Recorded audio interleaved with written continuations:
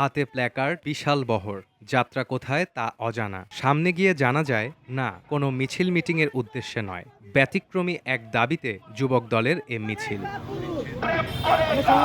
বিয়ে করে বীরপুরুষ, প্রেম করে কাপুরুষ, এই স্লোগানে মাদারীপুরে বিশ্ব ভালোবাসা দিবসে পশ্চিমা সংস্কৃতি বর্জনের ডাক দিয়েছে একদল যুবক। জেলা জামে মসজিদ থেকে একটি মিছিল বের করেন তারা। মিছিলটি শহরের গুরুত্বপূর্ণ কয়েকটি সড়ক প্রদক্ষিণ শেষে লেকের পাড়ে গিয়ে শেষ হয়। এরপর সেখানে অনুষ্ঠিত হয় সংক্ষিপ্ত সমাবেশ।